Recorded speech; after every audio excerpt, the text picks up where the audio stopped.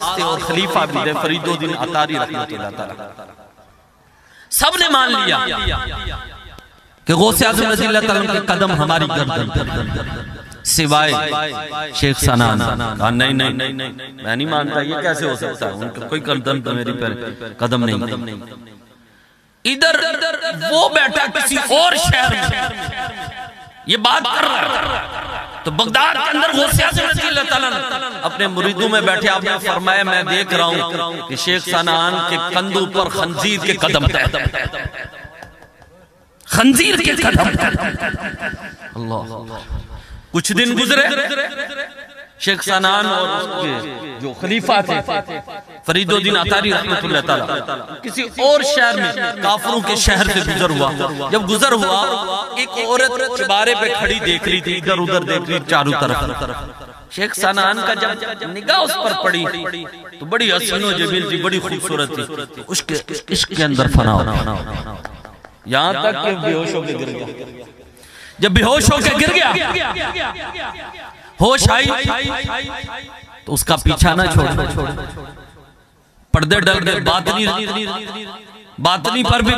ظاہر پر بھی پردے بڑھ دیے باطن پر بھی پردے ڈل گئے ہر وقت اس عورت کے گھر میں چکر لگانے کر دیا جب اس عورت کو پتا چلا وہ بھی ان کی عشق میں فنا ہو گئے اور المختصر لڑکی کے باپ نے آپ کی طرف ان کی شیخ سنان کی طرف پیغام بھیجا ہم آپ کے ساتھ اپنی بیٹی کی شادی کرنا چاہتے ہیں جب آئے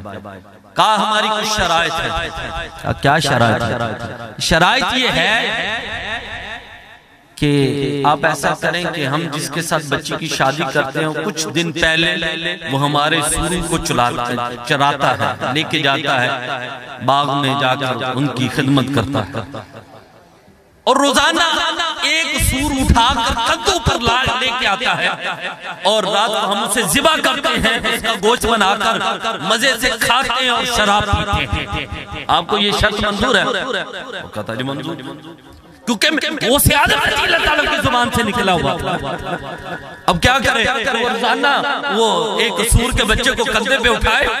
جس طرح میرے غوث نے کہا کیا کہا میرے غوث نے کہا کہ میں دیکھ رہا ہوں اس کے کندھے پہ سوروں کے قدم ہے وہ روزانہ بچہ اٹھا کر لاتا اچھا المختصر کیا ہوا شادی کا دن آ گیا تو انہوں نے کہا ہماری یہ بھی شرط ہے کہ جب شادی کا دن ہو تو اس بندے کے ایک ہاتھ میں شراب ہو سور کا گوشت ہو اور دوسرے ہاتھ میں ہم اپنی بچی کا ہاتھ اس کو پکڑا دیں اس طرح شیخ سنان کے ہاتھ میں شراب تھی نال سور کا گوشت تھا دوسرے ہاتھ میں اس لڑکی کا ہاتھ تھا تو جا رہا ہے اب غلام بڑا ہوا فرید الدین عطاری رحمت اللہ تعالیٰ کو کہ میرا پیر تو مرتد ہو کے مرنے لگا اللہ اکبر تو اسی وقت پھر پکارا تو اس کو پکارا فرید الدین عطاری رحمت اللہ تعالیٰ کیا کرتے ہیں عرض کرتے ہیں یا غوث اعظم المدد کن یا غوث اعظم المدد کن آج مدد کی لیے میرا پیر گمراہ ہونے لگا ہے تو غوث اعظم رضی اللہ تعالیٰ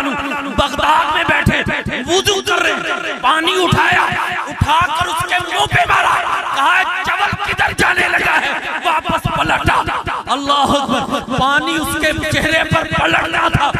ہاتھ میں شراب بھی گر گئی سور کا گوشت بھی گر گیا عورت کا ہاتھ بھی چھٹ گیا تو باطنی راستوں سے پردے بھی اٹھے تو بھاگتے ہوئے جنگل کی جانب جانے لگا فرید الدین نے پوچھا کہاں جانے لگا کہاں جانے لگا اس کے پاس اور جس کی گستاخی کرنے کی وجہ سے آج میں مرتد ہونے لگا تھا اس سے معافی مانگنے کے لیے بغداد جانے لگا ہوں بغداد پہنچتا ہے چہرہ کالا کر لیتا ہے اللہ اکبر ہاتھ باندھ لیتا ہے وہ سیادت کے دروازے پہ کھڑا ہو جاتا ہے معافی مانگتا ہے ادھر تو شہنشاہ غوث اعظم تھے اور کرم کرنے والے تھے جب اس کی حالت کو دیکھا کہا جا تجھے معاف کرتا ہوں سینے سے لگایا باطنی راستے بھی کھول دیے اور رب سے دعا بھی کی یا اللہ میں نے اسے معاف کر دیا تم بھی اسے معاف کر دے